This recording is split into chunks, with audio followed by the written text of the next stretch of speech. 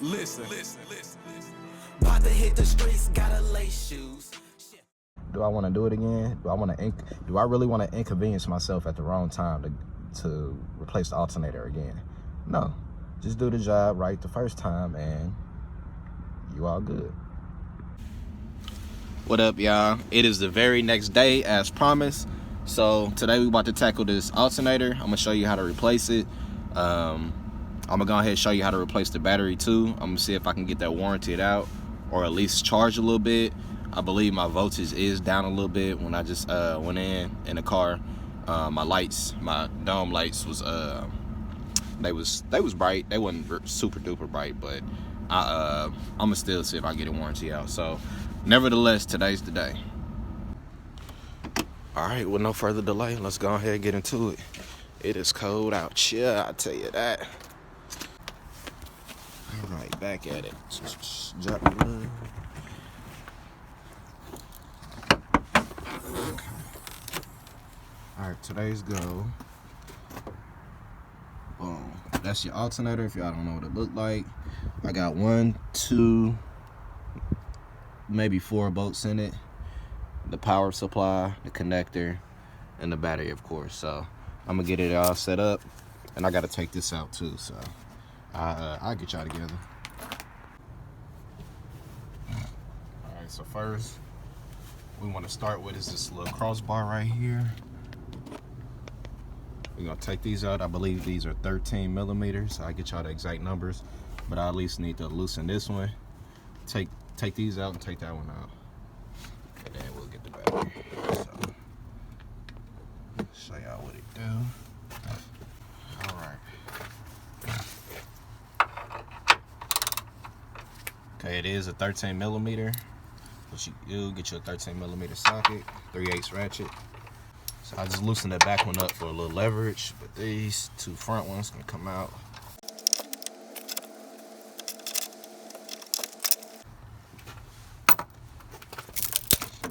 Okay, now that's out. These 2 should be 10 millimeters. I'm gonna disconnect your negative first. It is a 10 millimeter, so boom, negative, positive, boom, they are both disconnected now. Boom. Alright, boom, no power. And this little fuse panel right here, that fuse panel is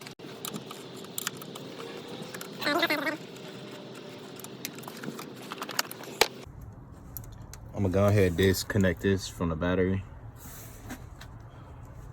Get you a little flat blade screwdriver. Get this little connector out. Sit it to the side, make sure you don't lose it. That's disconnected. Now, this gives me room to move this up out of my way.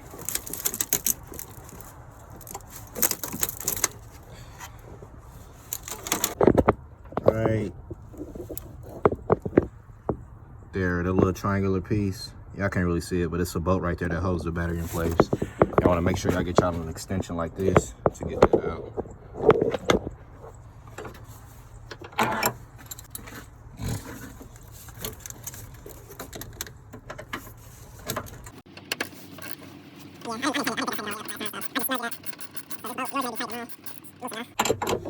Tight enough to not go on anywhere, loose enough to come back out again, which I predicted my future because I knew this battery is going to be coming out again at some point, whether by me or somebody else, but nonetheless, get your fingers down there. This is the bolt you want to take out. This is a 13 millimeter as well.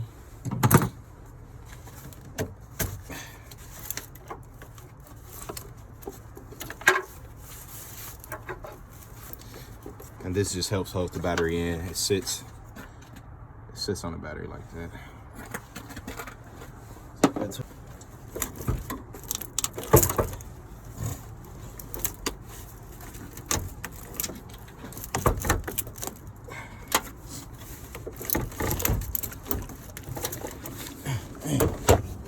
All this shit to get the battery in. All right, next what y'all want to do is y'all want to loosen y'all belt. So belt's gonna be, that's your serpentine belt. A little bit right there. So kind of pay attention to how it's routed on there. If you don't remember how it's routed, you can always look up a picture. Some cars usually have it around the engine bay area, but I don't see mine up here. So you can always just Google a picture of your size engine. In this case, it'll be a 3.6 belt diagram. What y'all wanna do is get y'all a ratchet and a little breaker bar, cheater bar. I got me a little pipe for my cheater bar. Put it over your ratchet and you will be able to get the belt off. Which is crazy because I want to say this is like the first one I done seen. It's the size that I have.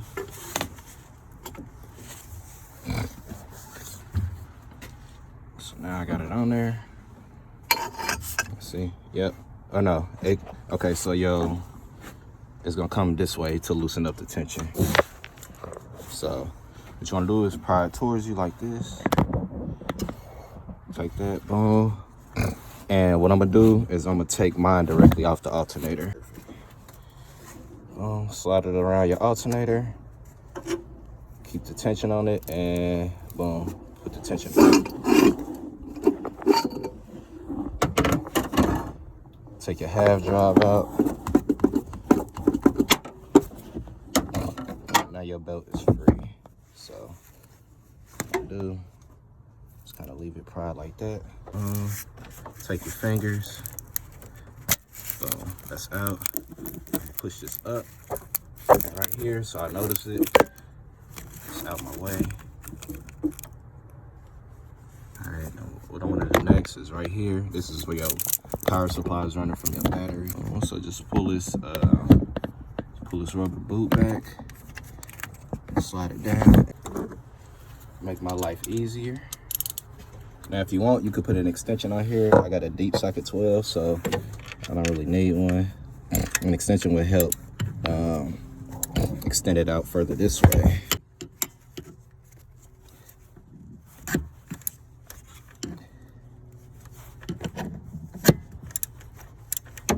Okay, that is loose.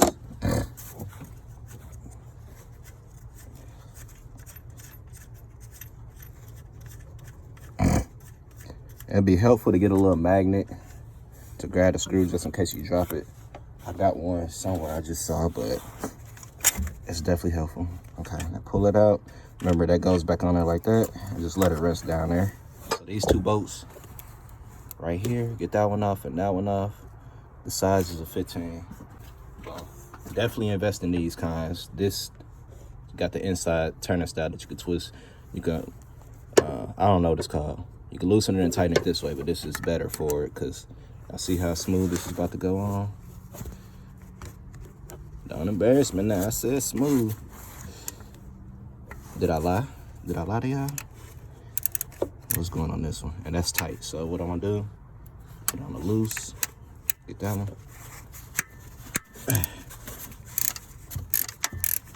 Smooth like that. It's broke free. Could loosen it up. So this bolt is what we're going after.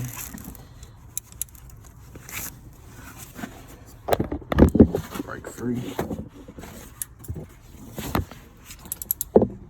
Boom. Broken free. Okay, so I found where the other bolt is. It's behind that pulley. So you got to take this pulley off to get that last bolt out.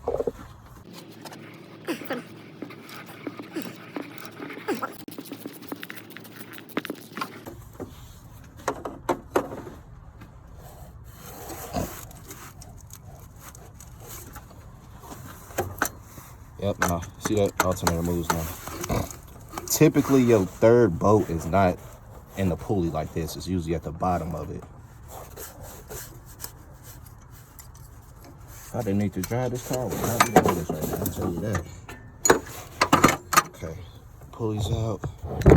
So it just goes in there like that. And alternator's free.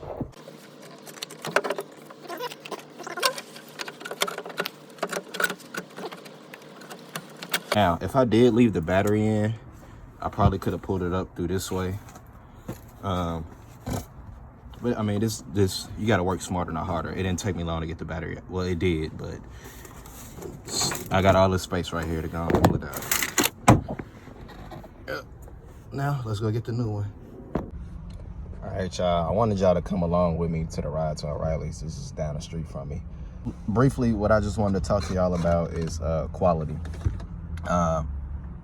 And this applies to everything you do in life, but specifically speaking on this mechanic tip. So quality, you always want to put quality work. To back that, you want to use quality tools.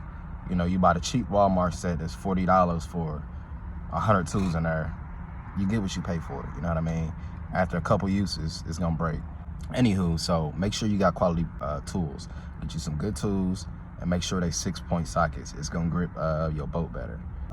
Saying all that to say, I was gonna get a cheap alternator and put one on here, but why do that? Like, I might, you feel me? I don't know what the future holds. I might end up needing this car a little bit longer than I need to. So I don't want to put myself back in a position to have to replace my alternator in a couple months. You know what I mean? Or I'm a nigga with a good heart. So I don't want to sell it to anybody that's gonna be in that position either. You know what I mean? I'm putting out quality, so I'm a pay for a good quality part to put on there. You get cheap parts, they don't last long. So I just wanted to touch on that and let y'all know that you get what you pay for, you know what I mean?